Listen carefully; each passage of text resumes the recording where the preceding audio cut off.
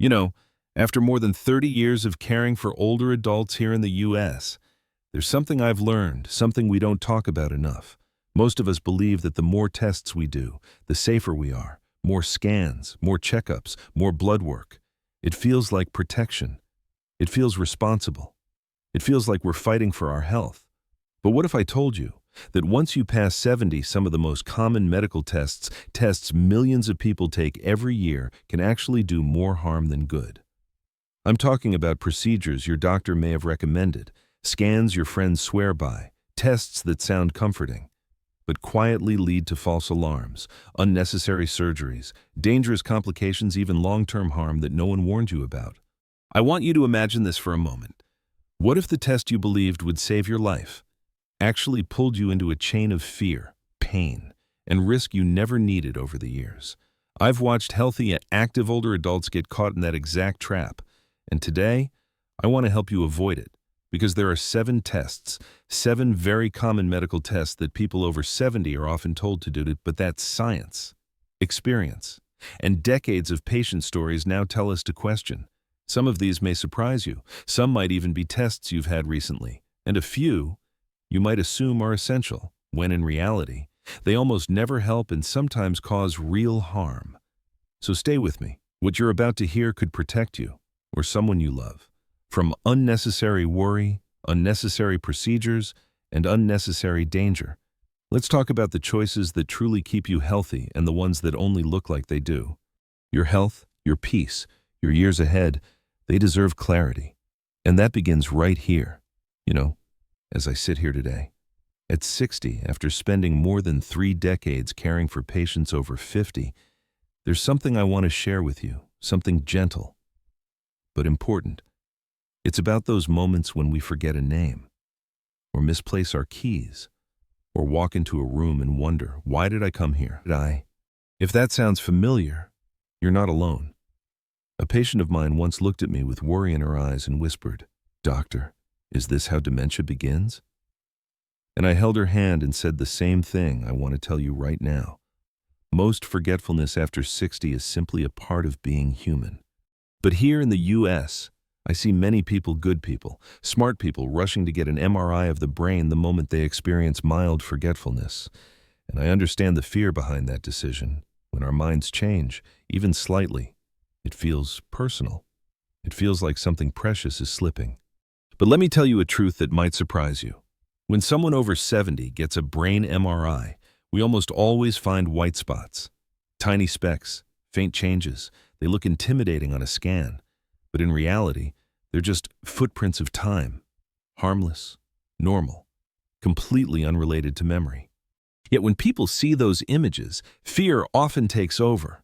I've watched patients go through spinal taps, biopsies, invasive procedures, not because they needed them, but because a little white dot on a screen scared them, or scared their doctor.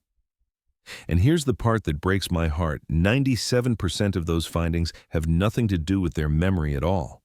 I want you to imagine this instead of lying in a cold tube, listening to the hum of an MRI machine.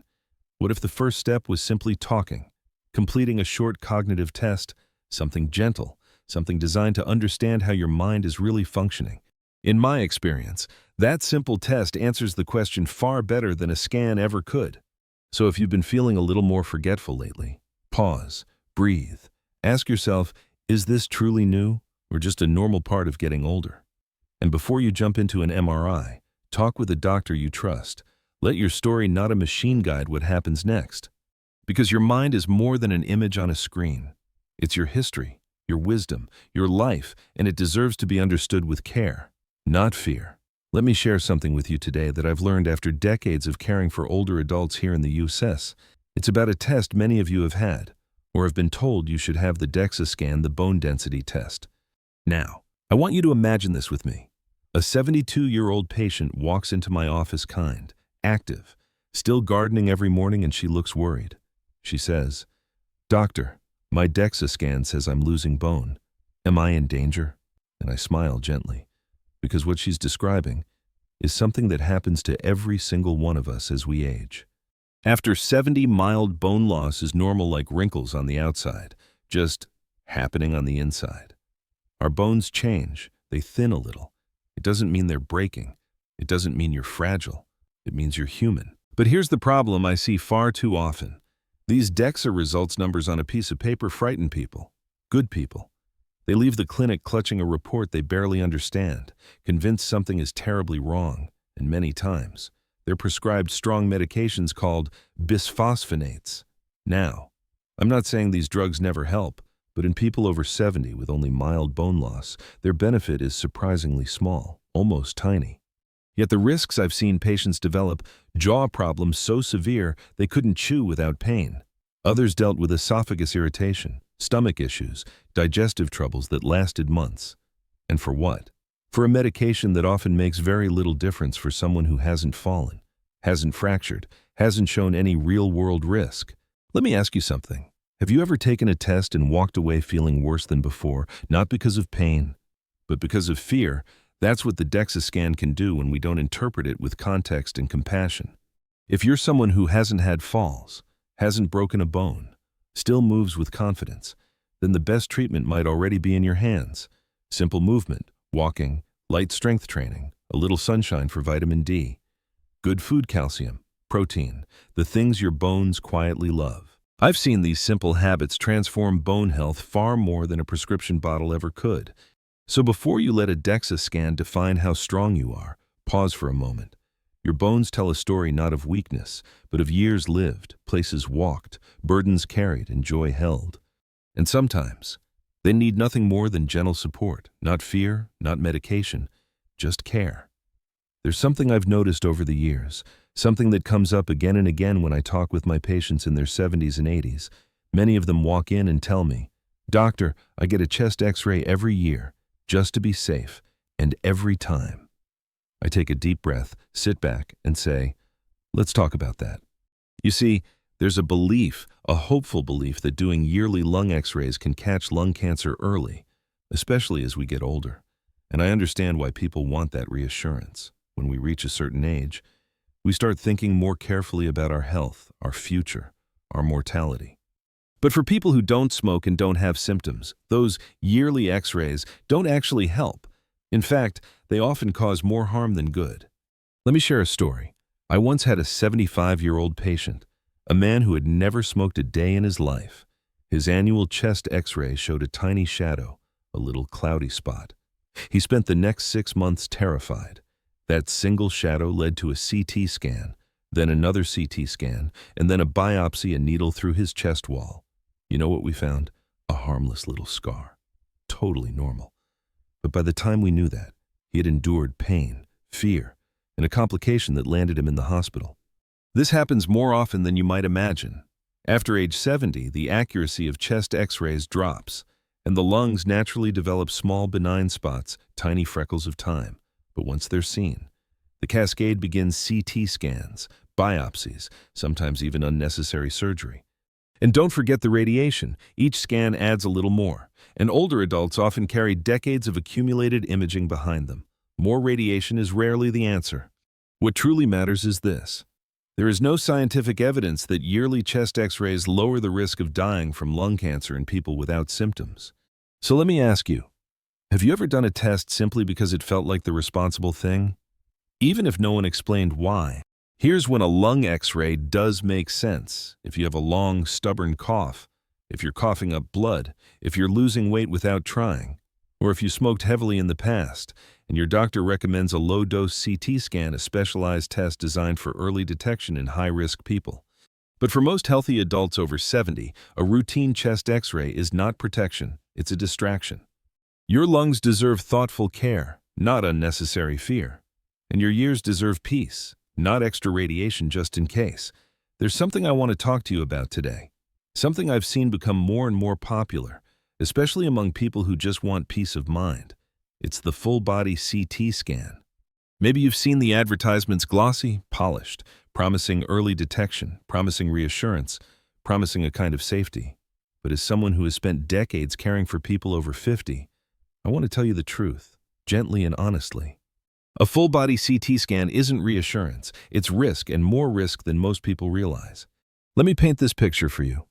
A patient of mine, in his 70s, healthy, active, proud of the life he had built. Walked into my office carrying a stack of papers. He had paid for one of those full health scan packages, and he looked worried. Not relieved, worried. The scan had found 3 tiny lung nodules, a spot on his liver, and a little bump near his kidney. The report made everything sound urgent, dangerous. But here's the truth: every single one of those findings was harmless, normal, just the marks of a life well lived. But the moment they appear on a scan, fear steps in, and fear can take people down a long, exhausting road. More CT scans, PET scans, biopsies, sometimes even surgery, all for things that never would have harmed them. What many people don't know is this: a full-body CT scan delivers the radiation of about 5 or so chest X-rays, 500. Let that sink in. And according to model data published in 2023, widespread use of these scans could be responsible for up to 5% of all cancers, not detecting cancer causing it. I sometimes ask my patients, if something claims to keep you safe but might actually put you in danger, is it really worth it? And here's the part I always say slowly, carefully. There is no scientific evidence that full-body CT scans help people live longer. None. We all want certainty, especially as we grow older. We want to believe there's a test that can see everything, protect us from the unknown. But life has never worked that way. Not for me, not for you, not for any of us. What truly keeps you healthy is not a giant scan searching for shadows. It's listening to your body. It's paying attention to real symptoms. It's working with a doctor who knows your story, not with a machine that shows you every harmless speck of time. Your life doesn't need perfect scans. It needs wisdom and care and peace. There's something about the heart, your heart, my heart, that makes every little sensation feel important. A flutter, a tightness, a moment of breathlessness. And suddenly we wonder, is something wrong? As a doctor who's cared for older adults for more than 30 years, I understand that fear deeply. And that's why today, I want to talk with you about the cardiac stress test, a test many people over 70 believe is the best way to check on their heart. But the truth is a little different and far more complicated. Let me tell you about a patient of mine, a 74-year-old man named Robert. He exercised lightly, took care of his diet, never had chest pain, just a little fatigue now and then, the kind we all feel. His doctor sent him for a routine stress test just to be safe. The results came back abnormal. His face went pale when he read the report. He thought something terrible was happening inside his chest. But here's the thing: in people over 70, up to 40% of stress tests show false positives. 40%. That means the test often says there's a problem when the heart is actually fine. For Robert, that false alarm sent him down a long road: a heart catheterization, then a stent that he didn't truly need, then a complication that put him in the hospital for a week. He went from being healthy to being frightened and injured, all because a test told the wrong story. I want you to hear this with clarity and compassion. A stress test should only be done when symptoms are real and meaningful: chest pain, shortness of breath that's new or worsening, dizziness that scares you, things your body is genuinely trying to tell you. But doing the test just to check, that's where people get hurt. So what should you do instead? 2 tools: simple, safe, and incredibly helpful. A basic EKG, which tells us a lot about your heart's rhythm, and a coronary calcium scan, which measures real plaque buildup and gives us a true picture of your heart's long-term risk. I often ask my patients, do you want a test that tells the truth, or a test that tells a scary story that isn't real? Your heart deserves accuracy, not fear, wisdom, not worry, and as we grow older, the best care isn't always the most dramatic test. It's the test that truly understands who you are and what your heart is actually saying. There's a conversation I've had many times over the past few decades, and every time, it begins the same way. A patient in their 70s sits down in front of me and says, "Doctor, do I still need a colonoscopy?" And I always pause, lean back a little, and say, let's talk about that carefully. You see, colonoscopy is one of the most powerful tools we have for cancer prevention. It has saved many lives. I've seen it myself. But here's the part people don't always hear: after age 70, and especially after 75, the balance changes. The benefits drop, and the risks rise.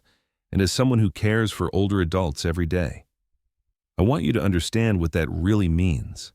I once had a 78-year-old patient, a strong woman, independent, living alone, still baking bread every Sunday. Her doctor insisted on a routine colonoscopy, even though she had no symptoms, no history, no concerning signs. She trusted the recommendation, of course she did. She wanted to stay healthy, but the preparation dehydrated her. She ended up in the ER with kidney problems. It took weeks for her energy to return, and sadly, her story isn't rare. After 75, the risks of the procedure grow significantly. Severe dehydration from the prep, kidney strain, reactions to anesthesia, even perforation, a small tear in the colon that can turn into a life-threatening emergency. When we look at the numbers, they tell a sobering truth. For every 1,000 adults over 75 who undergo a colonoscopy, only 2 lives are saved, but 20 people suffer serious complications. 10 times more harm than benefit. When I share this with my patients, they often look surprised, sometimes even relieved.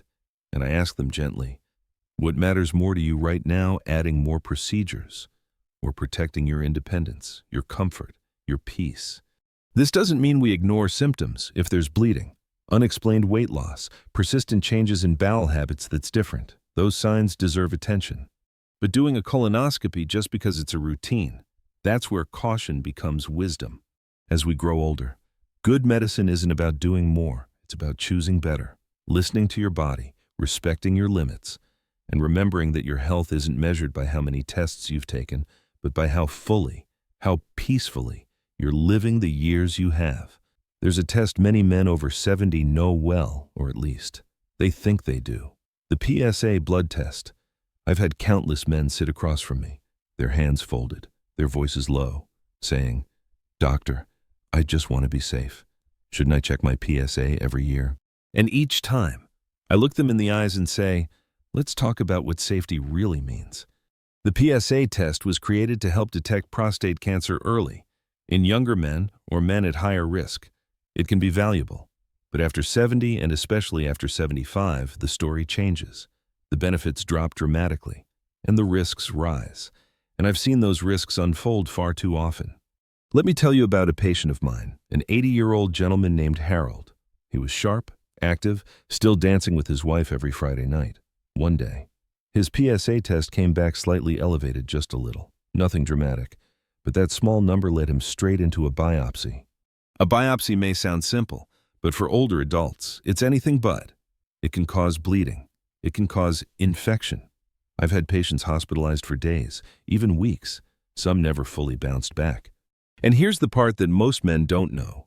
PSA tests are notoriously prone to false positives, especially in older adults.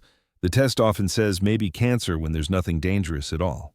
Even when prostate cancer is found in a man over 70, the vast majority of these cancers grow so slowly that they would never cause symptoms during his lifetime. They're quiet, gentle, almost sleepy. But once that word cancer is spoken, fear takes over, and fear pushes people toward treatments that may not help but can deeply harm. Radiation, surgery, procedures that may not extend life at all, but can cause lifelong urinary leakage, erectile dysfunction, and a painful loss of quality of life. So when should a PSA test be done after 70? Only in very specific moments. If you're having trouble urinating, if you feel burning or pain, if you see blood in your urine, or if your doctor has a clear reason to believe something aggressive is happening. I always ask my patients, gently, do you want to chase a cancer that may never hurt you, and risk treatments that absolutely can? Your later years deserve comfort, dignity, and clarity, not unnecessary fear. And sometimes, the wisest choice is choosing not to test. So as we wrap up today, I want to leave you with something simple, something I wish every older adult could carry into every doctor's visit. The next time someone recommends a test, any test, I want you to look them in the eye and ask, if this comes back abnormal, what happens next? That one question can protect you from fear, from unnecessary procedures, and from being pulled into a medical journey you never needed. And remember this, never get tested just because you're afraid. Fear is not a medical plan. Fear is not prevention. Fear is not care.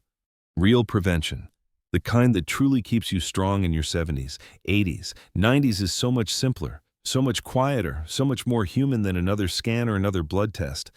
It's moving your body every day, even gently. It's eating food that nourishes you, not just fills you. It's sleeping long enough for your body to repair the beautiful work it does each night. And it's choosing medical testing that has a purpose, testing guided by symptoms, by real concerns, by conversations with a doctor who listens. Not testing out of fear, but testing out of wisdom. If today's video helped you think differently, if it brought you clarity, comfort, or even a little peace, I'd love for you to stay connected. Please like this video so more people can find it. Share it with someone you care about, a parent, a friend, a partner who deserves this information. And don't forget to subscribe to the channel so we can keep walking this journey of health, aging, and wisdom together.